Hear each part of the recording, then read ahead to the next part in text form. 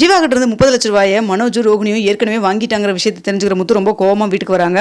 வந்த மட்டும் இல்லாமல் டே ஃபஸ்ட்டு பணத்தை எடுத்து வைடா அந்த 30 லட்ச ரூபாயை அப்படின்னு சொல்கிறாங்க. எந்தனா 30 லட்ச ரூபா, நான் இப்போ தான் வீட்டுக்கு அட்வான்ஸ் கொடுத்து வந்திருக்கிறேன், எந்த 30 லட்ச ரூபாயை நீ கேட்குற அப்படின்னு சொல்லி கேட்குறாங்க. நீ வீட்டுக்கு அட்வான்ஸ் கொடுத்த 30 லட்ச ரூபாயெல்லாம் யாரும் கேட்கலங்க, நீ எடுத்துட்டு ஓனியில் 27 லட்ச ரூபா, அதுக்கு பதிலாக 30 லட்ச ரூபாயா இருந்து அந்த ஜீவா மேடம் இருந்து நீ வாங்கிட்டில்ல அப்படின்னு சொல்கிறாங்க. நான் எல்லாம் ஒன்றும் வாங்கலையே அப்படின்னு சொல்கிறாங்க. இங்கே பாரு, நீ எல்லாம் இப்படி பேசுவேன்னு எனக்கு தெரியும், அதனால தான் அந்த மேடமே கூட கூப்பிட்டு வந்திருக்கேன் அப்படிங்கிற மாதிரி ஜீவா வீட்டுக்குள்ளே கூப்பிட்றாங்க. அப்போ நம்மளை என்ன நடக்குதுங்க அப்படின்னு சொல்லி கேட்குறாங்க. இங்கே பாரு, இப்போ 27 லட்ச ரூபாய் தூக்கிட்டு போனான்ல, அந்த பணத்தை எடுத்துகிட்டு போனது இந்த அம்மா தான். இந்த அம்மா இந்த ஜீவா, இவங்க பேர் தான் ஜீவா அப்படின்னு சொல்கிறாங்க. அப்போ விஜய் சொல்கிறாங்க, நீ தான் அந்த பொண்ணா, நீ தான் என் பையனை ஏமாற்றிட்டு போனையா அப்படின்னு சொல்லி பேசிகிட்டு இருக்கிறாங்க. நீ எதுக்கு இங்கே வந்து அப்படிங்கிற மாதிரி ரோஹிணியும் கேட்குறாங்க. ஏன் நான் வரக்கூடாதா, நீங்கள் என் பணத்தை வாங்கிட்டு வந்து எவ்வளோ தூரம் எங்கள் வீட்டில் இருக்கிற எல்லாத்தையும் ஏமாற்றிட்டு இருக்கிறீங்க, இப்போ தான் எனக்கு விஷயம் தெரிஞ்சுது அப்படின்னு சொல்கிறாங்க.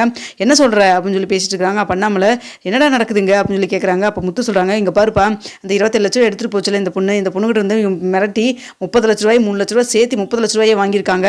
பாரடா ரவி, நமக்கு சேர வேண்டிய பணத்தை இவன் ஒருத்த மட்டும் எடுத்து போட்டுட்டு உட்காந்துருக்கான். இது எல்லாத்துக்கும் காரணம் இந்த பார்லர் அம்மாவை தான் இருக்கும். இவன் முத்து இந்த பார்லர் அம்மாவை தான் ஐடியா கொடுத்துருக்குமா இருக்கும் அப்படின்னு சொல்லிட்டு இருக்கிறாங்க.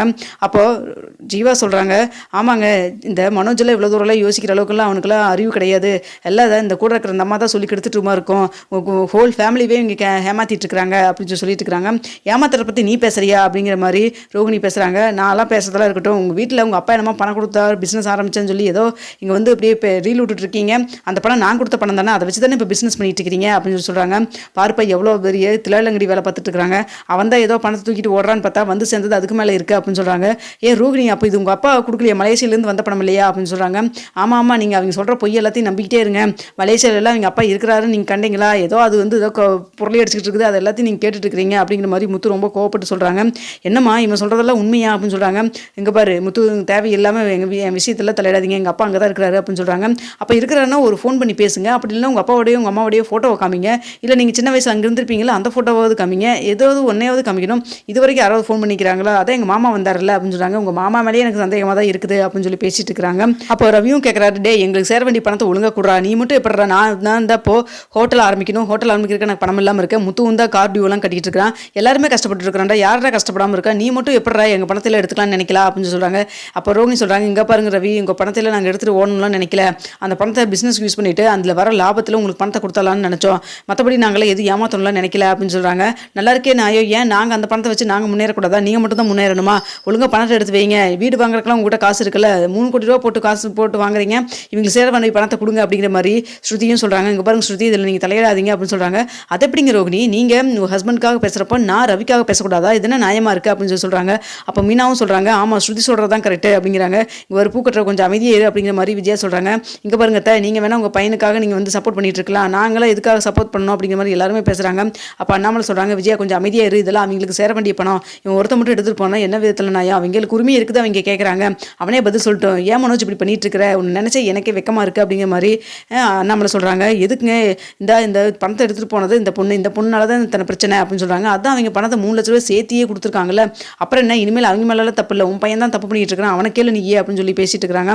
அப்போ கரெக்டாக அந்த மனோஜுடைய ஃப்ரெண்டு கூப்பிட்றாங்க. ஃபோன் பண்ணது மட்டும் இல்லாமல், இதே நண்பா, நான் உங்கள்கிட்ட ஒருத்தனை சொல்லி நீ வீடு வாங்கினி எல்லாம் அட்வான்ஸ் கொடுத்து அது 420 இருக்குதுடா, எனக்கு இப்போ தானே விஷயமே தெரிஞ்சுது அப்படிங்கிற மாதிரி மனோஜுக்கு கால் பண்ணி சொல்கிறாங்க. இதை கேட்டு என்னடா சொல்கிற அப்படின்னு சொல்லி கேட்குறாங்க.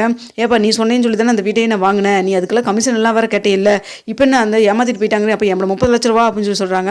எனக்கு ஒன்றும் புரியல, நான் வீட்டு சாவி நீ கொடுத்துட்டு போயிட்டில்ல, சரின்னு சொல்லிட்டு அவங்களுக்கு கால் பண்ணி என்ன எப்போ ரிஜிஸ்ட்ரேஷன் வச்சுக்கலாம்னு சொல்லி கேட்கலான்ட்டு நான் ஃபோன் பண்ணேன். ஃபோன் பண்ணுறப்ப தான் தெரியுது ஃபோன் சுவிச் ஆஃப் ஆயிடுச்சு, பக்கத்து வீட்டில் விசாரிக்கிறப்ப தான் தெரிஞ்சுது அவங்க வீடு வாடகைக்கு ரெண்ட்டுக்கு தான் இருந்தாங்கன்னு சொல்லிட்டு அவங்க சொந்த வீட்டுக்காரங்களே கிடையாது, நம்ம ஏமாந்துட்டோண்டா அப்படின்னு சொல்லி சொல்கிறாங்க. என்ன சொல்கிற அப்படின்னு சொல்லிட்டு ஃபோனை போட்டு கீழே அப்படியே உட்காடுறாங்க ஷாக் ஆகிட்டு. அப்போ ரோஹிணி கேட்குறாங்க, என்னாச்சு மனோஜ், என்னாச்சு அப்படின்னு சொல்லி கேட்குறாங்க. இல்லை நம்ம 30 லட்சம் ரூபாய் கொடுத்து ஏமாந்துட்டோம், அந்த வீடு வந்து அவன் சொந்தக்காரங்களே கிடையாது, வீட்டு சொந்தக்காரரே கிடையாது, அவன் ஹவுஸ் ஓனரும் கிடையாது, அவன் வீடு வாடகைக்கு தான் இருந்திருக்கிறாங்க, நம்மளை நல்லா ஏமாற்றிட்டாங்க அப்படின்னு சொல்கிறாங்க. இதை கேட்டு முத்து சொல்கிறாங்க, பார்த்தியாப்பா இங்கே பாருங்க, நம்மளை 30 லட்ச ரூபாய் ஏமாத்தோன்னு நினச்சா இப்போ இவனே வந்து ஏமாற்றிருக்கான் பாருங்க, இவன் அதாவது சாமி கன்ஃபார்மாக கொடுக்கும், ஆனால் வந்து இவ்வளோ தூரம் ஃபாஸ்ட்டாக வந்து தப்பு பண்ணவங்களுக்கெல்லாம் தண்டனை கொடுப்பாருன்னு நான் நினைக்கவே இல்லை அப்படிங்கிற மாதிரி சொல்லிட்டு இருக்கிறாங்க. அப்போ ஜீவாவும் சொல்கிறாங்க, என்கிட்ட ஏமாற்றிட்டு அந்த பணத்தை வாங்கிட்டு வந்து இங்கே இருக்கவங்க எல்லாத்தையும் ஏமாத்தினில்ல, இதெல்லாம் உனக்கு தேவைதா, எனக்கு இப்போ தான் மனசு சந்தோஷமாக இருக்குது, முத்து வாங்க நான் கிளம்புறேன், எனக்கு ரிஜிஸ்ட்ரேஷன் முடிஞ்சிருச்சு, நானும் இப்போல்லாம் எனக்கு ஃப்ளைட்டுக்கு நேரம் ஆயிடுச்சு, கிளம்பலாம் வாங்க, எனக்கு இப்போ தான் சந்தோஷமாக இருக்குது, போனதெல்லாம் வந்துட்டு போகிறப்போ ரொம்ப சங்கடத்தோடு தான் போனேன், இப்போ எனக்கு உண்மையாலுமே சந்தோஷமாக இருக்குது அப்படின்னு சொல்கிறாங்க. அப்போ விஜய் சொல்கிறாங்க, டே போய் முதல் வேலையை போய் போலீஸ் ஸ்டேஷனில் கம்ப்ளைண்ட் கொடுக்கடா, 30 லட்ச ரூபா ரூபா போயிருச்சுல்ல அப்படின்னு சொல்லிட்டு இருக்கிறாங்க. அப்போது என்ன சொல்கிறேன்னு தெரியாமல் முடிக்கிற